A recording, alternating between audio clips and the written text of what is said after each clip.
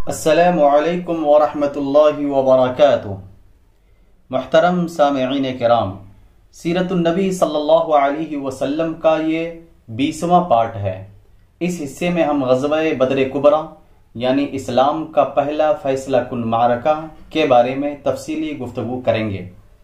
غزوہ بدر کا سبب، اسلامی لشکر کی تعداد، جنگ کے لیے اہل مکہ کی تیاری، مکی لشکر کی تعداد، میدان جنگ میں مکی لشکر کی آمد اور ان کا باہمی اختلاف کے بارے میں بتایا جائے گا انشاءاللہ، لہٰذا غور سے سنیں اور دعاؤں میں یاد رکھیں۔ محترم سامعین کرام، غزوے کا سبب سماعت فرمائیں، یعنی اسلام کا پہلا فیصلہ کن معرکہ کیوں اور کیسے ہوا، اس سلسلے میں تفصیلی گفتگو سماعت فرمائیں۔ غزوہ عشیرہ کے ذکر میں ہم بتا چکے ہیں کہ قریش کا ایک قافلہ مکے سے شام جاتے ہوئے نبی کریم صلی اللہ علیہ وسلم کی گرفت سے بچ نکلا تھا۔ یہی قافلہ جب شام سے پلٹ کر مکہ واپس آنے والا تھا تو نبی کریم صلی اللہ علیہ وسلم نے طلحہ بن عبید اللہ رضی اللہ عنہ اور سعید بن زید رضی اللہ عنہ کو اس کے حالات کا پتہ لگانے کے لیے شمال کی جانب روانہ فرمایا۔ یہ دونوں صحابی مقام حورہ تک تشریف لے گئے اور وہیں ٹھہرے رہے۔ جب ابو سفیان قافلہ لے کر وہاں سے گزرا تو یہ نہایت تیز رفتاری سے مدینہ پلٹے اور رسول اللہ صلی اللہ علیہ وسلم کو اس کی اطلاع دی۔ اس قافلے میں اہل مکہ کی بڑی دولت تھی، یعنی 1000 اونٹ تھے جن پر کم از کم 50,000 دینار 262 کلو سونے کی مالیت کا ساز و سامان لدا ہوا تھا۔ طرح لے کے اس کی حفاظت کے لیے صرف 40 آدمی تھے۔ اہل مدینہ کے لیے بڑا ضروری موقع تھا، جبکہ اہل مکہ کے لیے اس مال فراواں سے محرومی بڑی زبردست فوجی، سیاسی اور اقتصادی مار کی حیثیت رکھتی تھی۔ اس لیے رسول اللہ صلی اللہ علیہ وسلم نے مسلمانوں کے اندر اعلان فرمایا کہ یہ قریش کا قافلہ مال و دولت لیے چلا آ رہا ہے، اس کے لیے نکل پڑو، ہو سکتا ہے کہ اللہ تبارک و تعالی اسے بطور غنیمت تمہارے حوالے کر دیے۔ لیکن آپ صلی اللہ علیہ وسلم نے کسی پر روانگی ضروری نہیں قرار دی، بلکہ اسے محض لوگوں کی رغبت پر چھوڑ دیا، کیونکہ اس اعلان کے وقت یہ توقع نہیں تھی کہ قافلے کے بجائے لشکر قریش کے ساتھ میدان بدر میں ایک نہایت پرزور ٹکر ہو جائے گی، اور یہی وجہ ہے کہ بہت سے صحابہ کرام مدینے ہی میں رہ گئے۔ ان کا خیال تھا کہ رسول اللہ صلی اللہ علیہ وسلم کا یہ سفر آپ کی گزشتہ عام فوجی مہمات سے مختلف نہ ہوگا، اور اسی لیے اس غزوے میں شریک نہ ہونے والوں پر کوئی نکیر بھی نہیں کی گئی۔ رسول اللہ صلی اللہ علیہ وسلم روانگی کے لیے تیار ہوئے تو آپ کے ہمراہ کچھ اوپر 300 افراد تھے، یعنی 313 یا 314 یا 317، جن میں سے 82 یا 83 یا 86 مہاجر تھے اور بقیہ انصار۔ پھر انصار میں سے 61 قبیلے اوس سے تھے اور 170 قبیلے خزرج سے۔ اس لشکر نے غزوے کا نہ کوئی خاص اہتمام کیا تھا نہ مکمل تیاری۔ چنانچہ پورے لشکر میں صرف 2 گھوڑے تھے، ایک حضرت زبیر بن عوام رضی اللہ عنہ کا اور دوسرا حضرت مقداد بن اسود کندی رضی اللہ عنہ کا، اور 70 اونٹ، جن میں سے ہر اونٹ پر 2 یا 3 آدمی باری باری سوار ہوتے تھے۔ ایک اونٹ رسول اللہ صلی اللہ علیہ وسلم اور حضرت علی اور حضرت مرثد بن ابی مرثد غنوی کے حصے میں آیا تھا، جن پر تینوں حضرات باری باری سوار ہوتے تھے۔ مدینہ کا انتظام اور نماز کی امامت پہلے پہل حضرت ابن ام مکتوم رضی اللہ عنہ کو سونپی گئی، لیکن جب نبی کریم صلی اللہ علیہ وسلم مقام روحا تک پہنچے تو آپ نے حضرت ابو لبابہ بن عبد المنذر رضی اللہ عنہ کو مدینہ کا منتظم بنا کر واپس بھیج دیا۔ لشکر کی تنظیم اس طرح کی گئی کہ ایک جیش مہاجرین کا بنایا گیا اور ایک انصار کا۔ مہاجرین کا علم حضرت علی بن ابی طالب رضی اللہ عنہ کو دیا گیا اور انصار کا علم حضرت سعد بن معاذ کو اور جنرل کمان کا پرچم جس کا رنگ سفید تھا حضرت مصعب بن عمیر عبدری رضی اللہ عنہ کو دیا گیا۔ میمنہ کے افسر حضرت زبیر بن عوام رضی اللہ عنہ مقرر کیے گئے اور میسرہ کے افسر حضرت مقداد بن عمر رضی اللہ عنہ، اور جیسا کہ ہم بتا چکے ہیں پورے لشکر میں صرف یہی دونوں بزرگ شہسوار تھے۔ ساقہ کی کمان حضرت قیس بن ابی صعصعہ کے حوالے کی گئی اور سپہ سالار اعلیٰ کی حیثیت سے جنرل کمان رسول اللہ صلی اللہ علیہ وسلم نے خود سنبھالی۔ رسول اللہ صلی اللہ علیہ وسلم اس نامکمل لشکر کو لے کر روانہ ہوئے تو مدینے کے دہانے سے نکل کر مکہ جانے والی شاہراہ عام پر چلتے ہوئے بیر روحہ تک تشریف لے گئے۔ پھر وہاں سے آگے بڑھے تو مکے کا راستہ بائیں جانب چھوڑ دیا اور دائیں جانب کترا کر چلتے ہوئے نازیہ پہنچے۔ منزل مقصود بدر تھی، پھر نازیہ کے ایک گوشے سے گزر کر وادی روحقان پار کی۔ یہ نازیہ اور درہ صفرا کے درمیان ایک وادی ہے۔ اس وادی کے بعد درہ صفرا سے گزرے، پھر درہ سے اتر کر وادی صفرا کے قریب جا پہنچے اور وہاں سے قبیلے جوہینہ کے دو آدمیوں یعنی بسیس بن عمر اور عدی بن ابی زقبہ کے قافلے کے حالات کا پتہ لگانے کے لیے بدر روانہ فرمایا۔ دوسری طرف یعنی لشکر مکی کی طرف کی صورتحال یہ تھی کہ ابو سفیان جو اس کا نگہبان تھا حد درجہ محتاط تھا، اسے معلوم تھا کہ مکے کا راستہ خطروں سے پر ہے، اس لیے وہ حالات کا مسلسل پتہ لگاتا رہتا تھا اور جن قافلوں سے ملاقات ہوتی تھی ان سے کیفیت دریافت کرتا رہتا تھا۔ چنانچہ اسے جلد ہی معلوم ہو گیا کہ محمد صلی اللہ علیہ وسلم نے صحابہ کرام کو قافلے پر حملے کی دعوت دے دی ہے، لہٰذا اس نے فوراً زمزم بن عمر غفاری کو اجرت دے کر مکے بھیجا اور وہاں جا کر قافلے کی حفاظت کے لیے قریش میں نفیر عام کی صدا لگائی۔ زمزم نہایت تیز رفتاری سے مکہ آیا اور عرب دستور کے مطابق اپنے اونٹ کی ناک چیری، کجاوا الٹا، کرتا پھاڑا اور دائیں اور وادی مکے میں اسی اونٹ پر کھڑے ہو کر آواز لگائی، اے جماعت قریش، قافلہ قافلہ، تمہارا مال جو ابو سفیان کے ہمراہ ہے اس پر محمد اور اس کے ساتھی دھاوا بولنے جا رہے ہیں، مجھے یقین نہیں کہ تم اسے پا سکو گے، مدد مدد۔ یہ آواز سن کر لوگ ہر طرف سے دوڑ پڑے، کہنے لگے محمد صلی اللہ علیہ وسلم اور اس کے ساتھی سمجھتے ہیں کہ یہ قافلہ بھی ابن حضرمی کے قافلے جیسا ہے۔ جی نہیں، ہرگز نہیں، خدا کی قسم انہیں پتہ چل جائے گا کہ ہمارا معاملہ کچھ اور ہے۔ چنانچہ سارے مکے میں دو ہی طرح کے لوگ تھے، یا تو آدمی خود جنگ کے لیے نکل رہا تھا یا اپنی جگہ کسی اور کو بھیج رہا تھا، اور اس طرح گویا سبھی نکل پڑے۔ خصوصاً معززین مکہ میں سے کوئی بھی پیچھے نہ رہا، صرف ابو لہب نے اپنی جگہ اپنے ایک قرضدار کو بھیجا۔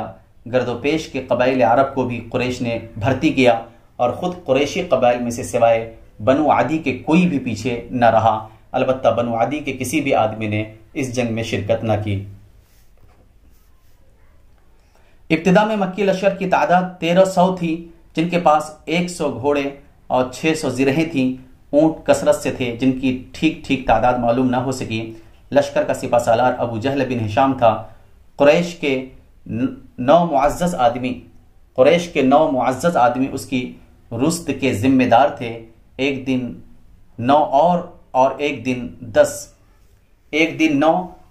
دن 10 اونٹ ذبح کیے جاتے تھے۔ جب مکی لشکر روانگی کے لیے تیار ہو گیا تو قریش کو یاد آیا کہ قبائل بنو بکر سے ان کی دشمنی اور جنگ چل رہی ہے، اس لیے انہیں خطرہ محسوس ہوا کہ کہیں یہ قبائل پیچھے سے حملہ نہ کر دیں اور اس طرح وہ 2 آگ کے بیچ میں نہ پڑ جائیں۔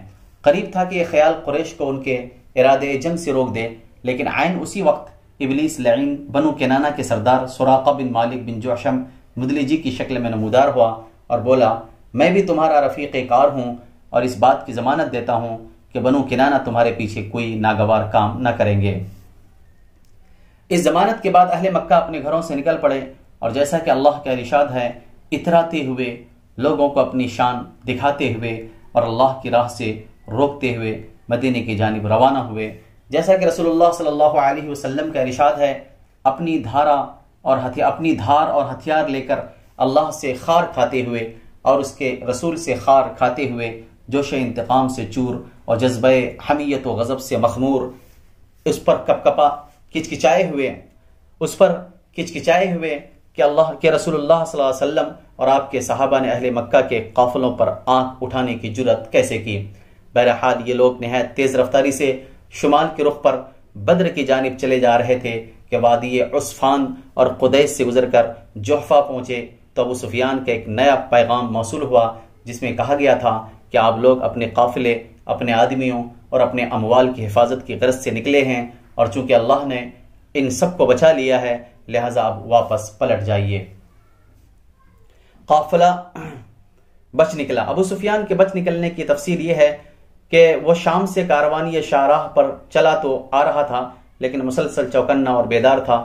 اس نے اپنی فراہمی اطلاعات کی کوششیں بھی دو چند کر رکھی تھیں۔ جب وہ بدر کے قریب پہنچا تو خود قافلے سے آگے جا کر مجدی بن عمرو سے ملاقات کی اور اس سے لشکر مدینہ کے بابت دریافت کیا۔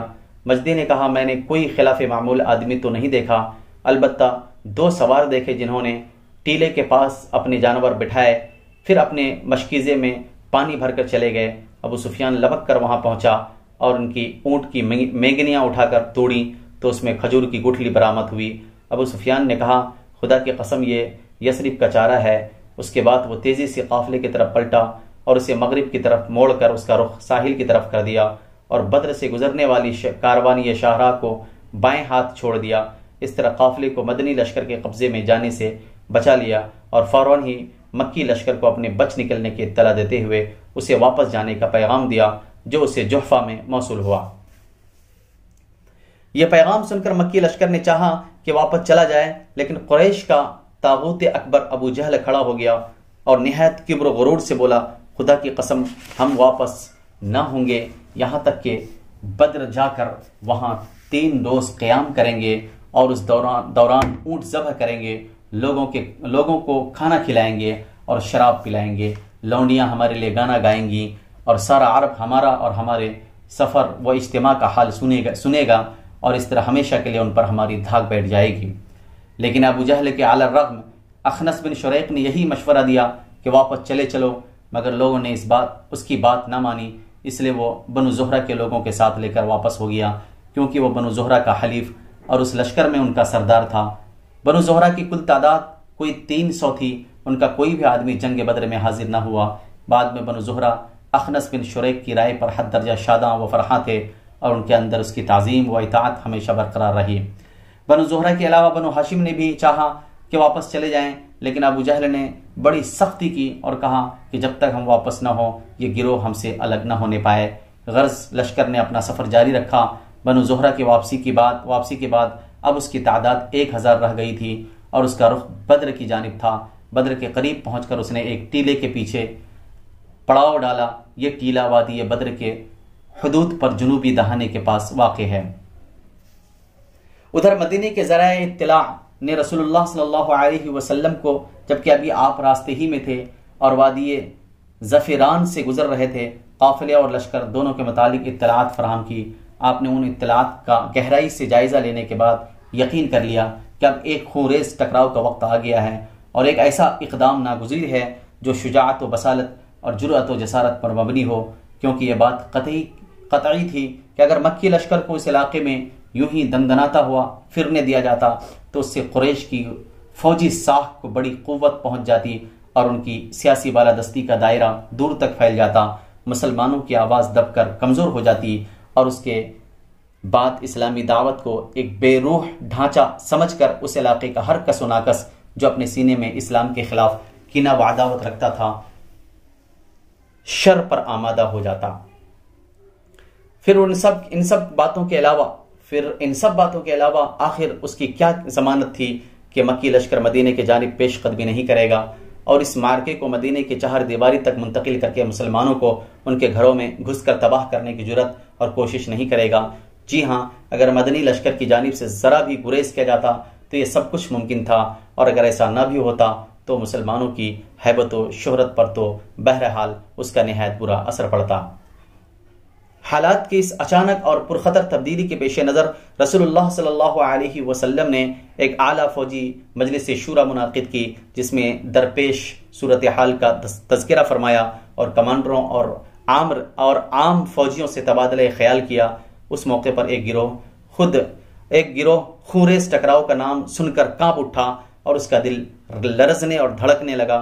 اسی گروہ کے متعلق اللہ تبارک و تعالی کا ارشاد ہے، اعوذ باللہ من الشیطان الرجیم، كما أخرج ربك من بيتك بالحق وإن فريقا من المؤمنين لكارهون يجادلونك في الحق بعدما تبين كأنما يساقون إلى الموت وهم ينظرون۔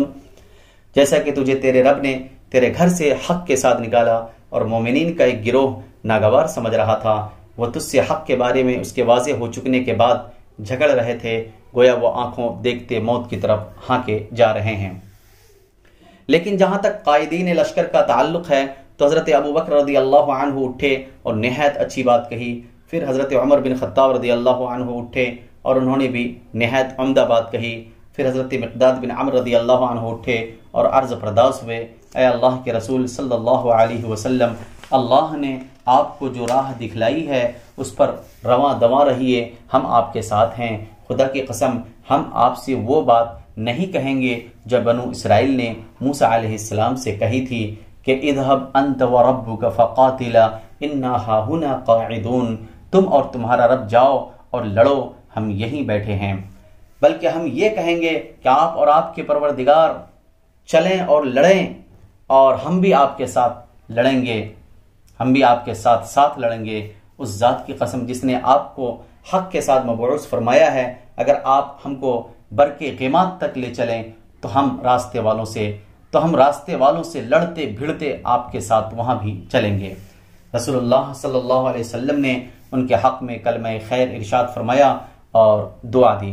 یہ تینوں کمانڈر مہاجرین سے تھے جن کی تعداد لشکر میں کم تھی۔ رسول اللہ صلی اللہ علیہ وسلم کی خواہش تھی کہ انصار کی رائے معلوم کریں، کیونکہ وہی لشکر میں اکثریت رکھتے تھے اور مارکے کا اصل بوجھ انہی کے شانوں پر پڑنے والا تھا۔ درا حالے کے بیعت عقبہ کی روح سے ان پر لازم نہ تھا کہ مدینے سے باہر نکل کر جنگ کریں، اس لیے آپ نے مذکورہ تینوں حضرات کی باتیں سننے کے بعد پھر فرمایا، لوگو مجھے مشورہ دو۔ مقصود انصار تھے اور یہ بات انصار کے کمانڈر اور علم بردار حضرت سعد بن معاذ رضی اللہ عنہ نے بھانپ لی۔ چنانچہ انہوں نے عرض کیا کہ بخدا ایسا معلوم ہوتا ہے کہ اللہ کے رسول آپ کا روح سخن ہماری طرف ہے۔ آپ نے فرمایا ہاں۔ انہوں نے کہا ہم تو آپ پر ایمان لائے ہیں، آپ کی تصدیق کی ہے اور یہ گواہی دی ہے کہ آپ جو کچھ لے کر آئے ہیں سب حق ہے، اور اس پر ہم نے آپ کو اپنی سمع و طاعت کا عہد و میثاق دیا ہے، لہٰذا اے اللہ کے رسول صلی اللہ علیہ وسلم آپ کا جو ارادہ ہے اس کے لیے پیش قدمی فرمائیے۔ اس ذات کی قسم جس نے آپ کو حق کے ساتھ مبعوث فرمایا ہے، اگر آپ ہمیں ساتھ لے کر اس سمندر میں کودنا چاہیں تو ہم اس میں بھی آپ کے ساتھ کود پڑیں گے، ہمارا ایک آدمی بھی پیچھے نہ رہے گا۔ ہمیں قطعاً کوئی ہچکچاہٹ نہیں کہ کل آپ ہمارے ساتھ دشمن سے ٹکرا جائیں۔ ہم جنگ میں مرد اور لڑنے میں جواں مرد ہیں، اور ممکن ہے کہ اللہ آپ کو ہمارا وہ جوہر دکھلائے جن سے آپ کی آنکھیں ٹھنڈی ہو جائیں، بس آپ ہمیں ہمراہ لے کر چلیں، اللہ برکت دے۔ ایک روایت میں یوں ہے، حضرت سعد بن معاذ رضی اللہ عنہ نے رسول اللہ صلی اللہ علیہ وسلم سے عرض کیا، غالباً آپ کو اندیشہ ہے کہ انصار اپنا یہ فرض سمجھتے ہیں کہ وہ آپ کی مدد محض اپنے دیار میں کریں، اس لیے میں انصار کی طرف سے بول رہا ہوں اور ان کی طرف سے جواب دے رہا ہوں۔ عرض ہے کہ آپ جہاں چاہیں تشریف لے چلیں، جس سے چاہیں تعلق استوار کریں اور جس سے چاہیں تعلق کاٹ لیں، ہمارے مال میں سے جو چاہیں لے لیں اور جو چاہیں دے دیں، اور جو آپ لے لیں گے وہ ہمارے نزدیک اس سے زیادہ پسندیدہ ہوگا جسے آپ چھوڑ دیں گے، اور اس معاملے میں آپ کا جو بھی فیصلہ ہوگا ہمارا فیصلہ بہرحال اس کے تابع ہوگا۔ خدا کی قسم اگر آپ پیش قدمی کرتے ہوئے برکے غمات تک جائیں تو ہم بھی آپ کے ساتھ چلیں گے، اور اگر آپ ہمیں لے کر اس سمندر میں کودنا چاہیں تو ہم اس میں بھی کودنے کو تیار ہیں اور کود جائیں گے۔ حضرت سعد رضی اللہ عنہ کی یہ بات سن کر رسول اللہ صلی اللہ علیہ وسلم پر خوشی کی لہر دوڑ گئی، آپ پر نشاط طاری ہو گیا۔ آپ نے فرمایا چلو اور خوشی خوشی چلو، اللہ نے مجھ سے 2 گروہوں میں سے ایک کا وعدہ فرمایا ہے، واللہ اس وقت گویا میں قوم کی قتل گاہیں دیکھ رہا ہوں۔ اس کے بعد رسول اللہ صلی اللہ علیہ وسلم زفران سے آگے بڑھے اور چند پہاڑی موڑ سے گزر کر جنہیں اصافر کہا جاتا ہے اور دبا نامی ایک آبادی میں اترے اور حنان نامی پہاڑی نما تودے کو دائیں ہاتھ چھوڑ دیا اور اس کے بعد بدر کے قریب نزول فرمایا۔ یہاں پہنچ کر رسول اللہ صلی اللہ علیہ وسلم نے اپنے رفیق غار حضرت ابوبکر صدیق رضی اللہ عنہ کا ہمراہ لیا اور خود فراہمی اطلاعات کے لیے نکل پڑے۔ ابھی دور ہی سے مکی لشکر کے کیمپ کا جائزہ لے رہے تھے کہ ایک بوڑھا عرب مل گیا۔ رسول اللہ صلی اللہ علیہ وسلم نے اس سے قریش اور محمد و صحاب محمد کا حال دریافت کیا۔ دونوں لشکر کے متعلق پوچھنے کا مقصد یہ تھا کہ آپ کی شخصیت پر پردہ پڑا رہے، لیکن بڈھے نے کہا جب تک تم لوگ یہ نہیں بتاؤ گے کہ تمہارا تعلق کس قوم سے ہے میں بھی کچھ نہیں بتاؤں گا۔ رسول اللہ صلی اللہ علیہ وسلم نے فرمایا جب تم ہمیں بتا دو گے تو ہم بھی تمہیں بتا دیں گے۔ اس نے کہا اچھا تو یہ اس کے بدلے ہے؟ آپ نے فرمایا ہاں۔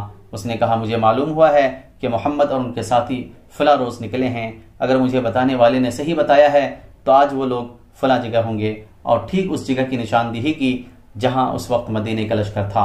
اور مجھے یہ بھی معلوم ہوا ہے قریش فلاں دن نکلے ہیں، اگر مجھے خبر دینے والے نے صحیح خبر دی ہے تو وہ آج فلاں جگہ ہوں گے، اور ٹھیک اس جگہ کا نام لیا جہاں اس وقت مکے کا لشکر تھا۔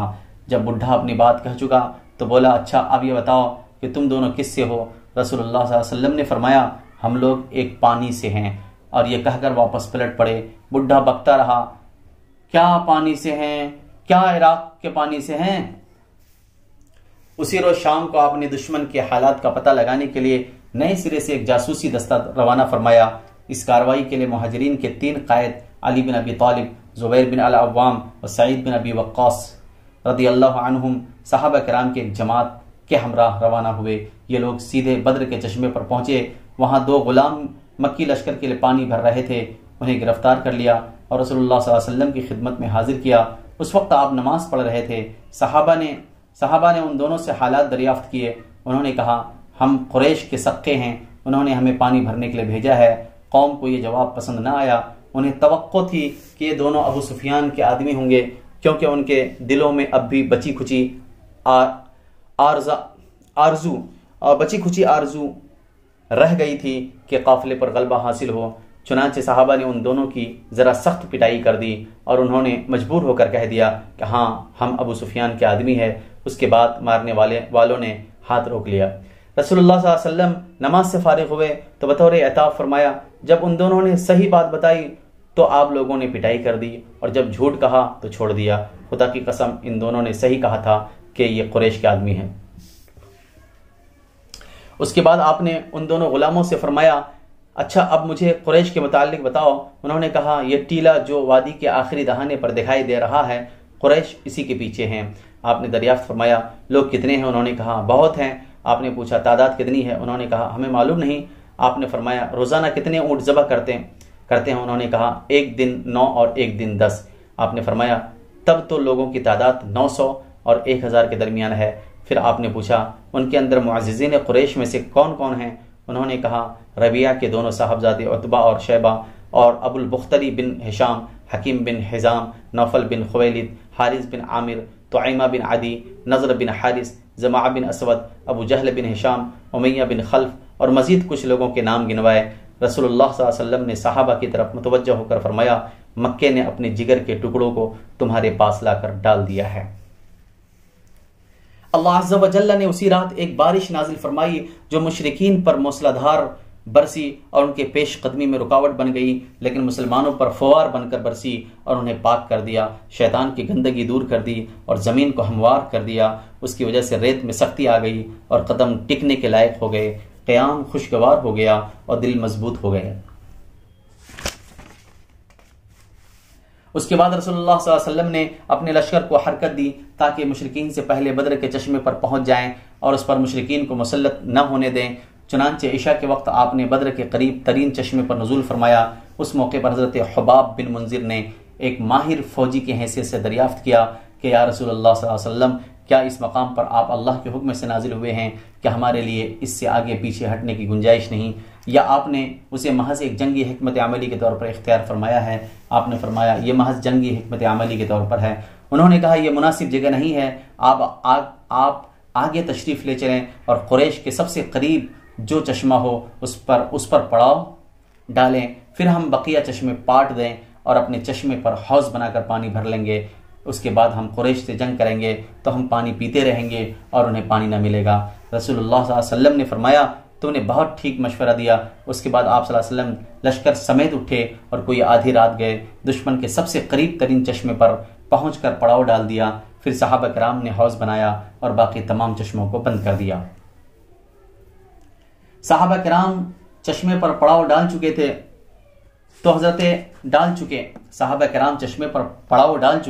حضرت سعد بن معاذ رضی اللہ عنہ نے یہ تجویز پیش کی کہ کیوں نہ مسلمان آپ کے لیے ایک مرکزی قیادت تعمیر کر دیں تاکہ خدا نخواستہ فتح کے بجائے شکست سے دوچار ہونا پڑ جائے یا کسی اور ہنگامی حالت سے سابقہ پیش آ جائے تو اس کے لیے ہم پہلے ہی سے مستعد رہیں۔ چنانچہ انہوں نے عرض کیا، اے اللہ کے نبی صلی اللہ علیہ وسلم، کیوں نہ ہم آپ کے لیے ایک چھپر تعمیر کر دیں جس میں آپ تشریف رکھیں گے، ہم آپ کے پاس آپ کی سواریاں بھی مہیا رکھیں گے، اس کے بعد اپنے دشمن سے ٹکر لیں گے۔ اگر اللہ نے ہمیں عزت بخشی اور دشمن پر غلبہ عطا فرمایا تو یہ وہ چیز ہوگی جو ہمیں پسند ہے، اور اگر دوسری صورت پیش آ گئی تو آپ صلی اللہ علیہ وسلم سوار ہو کر ہماری قوم کے ان لوگوں کے پاس جا رہے ہوں گے جو پیچھے رہ گئے ہیں۔ در حقیقت آپ کے پیچھے اللہ کے نبی صلی اللہ علیہ وسلم ایسے لوگ رہ گئے ہیں کہ ہم آپ کی محبت میں ان سے بڑھ کر نہیں۔ اگر انہیں یہ اندازہ ہوتا کہ آپ جنگ سے دوچار ہوں گے تو وہ ہرگز پیچھے نہ رہتے۔ اللہ ان کے ذریعے آپ کی حفاظت فرمائے گا اور آپ کے خیر خواہ ہوں گے اور آپ کے ہمراہ جہاد کریں گے۔ اس پر رسول اللہ صلی اللہ علیہ وسلم نے ان کی تعریف فرمائی اور ان کے لیے دعائے خیر کی، اور مسلمانوں نے میدان جنگ کے شمال مشرق میں ایک اونچے ٹیلے پر چھپر بنا لیا جہاں سے پورا میدان جنگ دکھائی پڑتا تھا۔ پھر آپ کے اس مرکزی قیادت کی نگرانی کے لیے حضرت سعد بن معاذ رضی اللہ عنہ کی کمان میں انصاری نوجوانوں کا ایک دستہ منتخب کر دیا گیا۔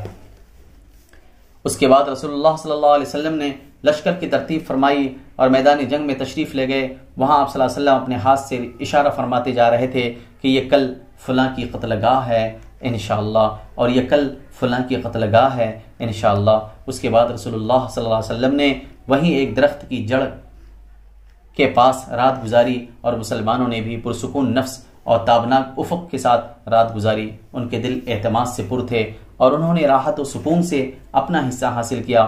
انہیں یہ توقع تھی کہ صبح اپنی آنکھوں سے اپنے رب کی بشارتیں دیکھیں گے۔ اعوذ باللہ من الشیطان الرجیم اذ یغشیکم النعاس امنة منه وينزل عليكم من السماء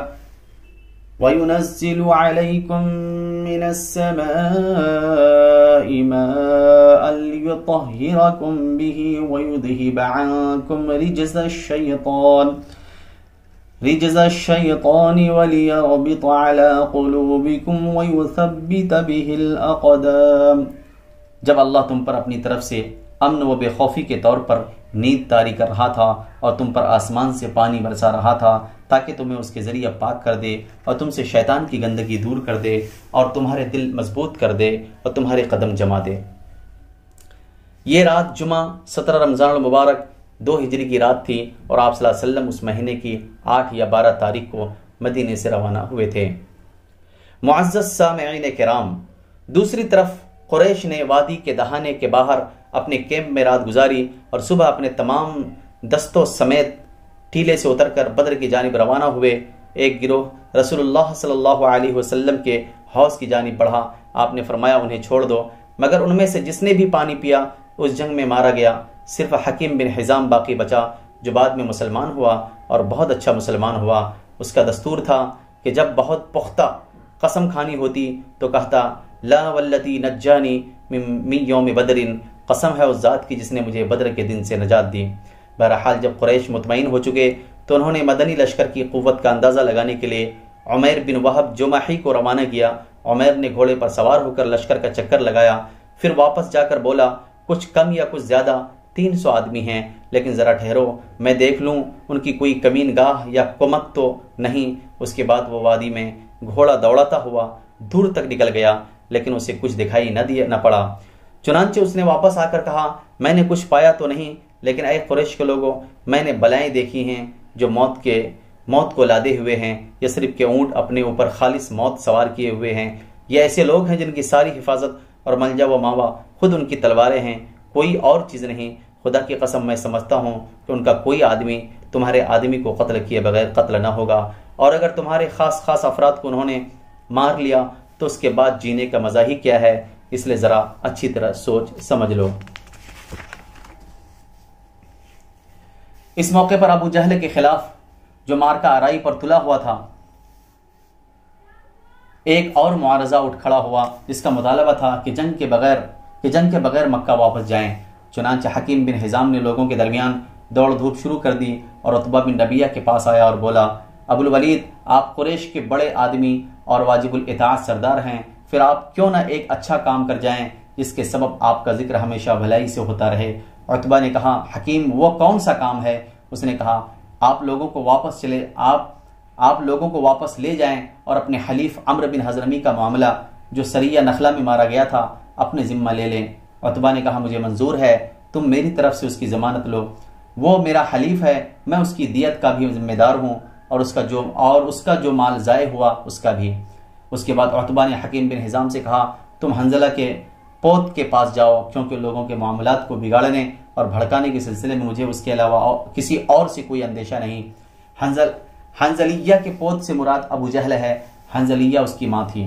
اس کے بعد عتبہ بن ربیعہ نے کھڑے ہو کر تقریر کی اور کہا، قریش کے لوگوں، تم لوگ محمد اور ان کے ساتھیوں سے لڑ کر کوئی کارنامہ انجام نہ دو گے۔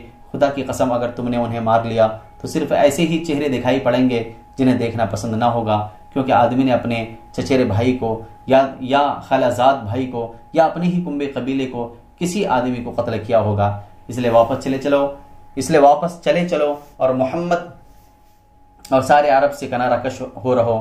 اگر عرب نے انہیں مار لیا تو یہ وہی چیز ہوگی جسے تم چاہتے ہو، اور اگر دوسری صورت پیش آئی تو محمد صلی اللہ علیہ وسلم تمہیں اس حالت میں پائیں گے کہ تم نے جو سلوک ان سے کرنا چاہا تھا اسے کیا نہ تھا۔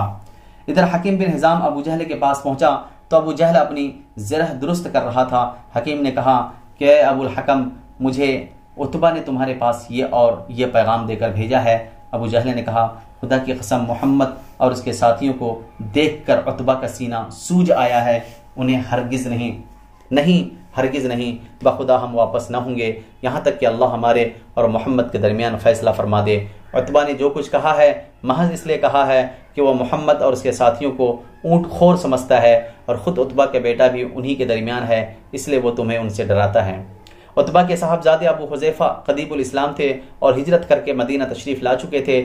عتبہ کو جب پتا چلا کہ ابو جہل کہتا ہے خدا کی قسم عتبہ کا سینہ سوج آیا ہے، تو بولا، اس چوتڑ سے پاد نکالنے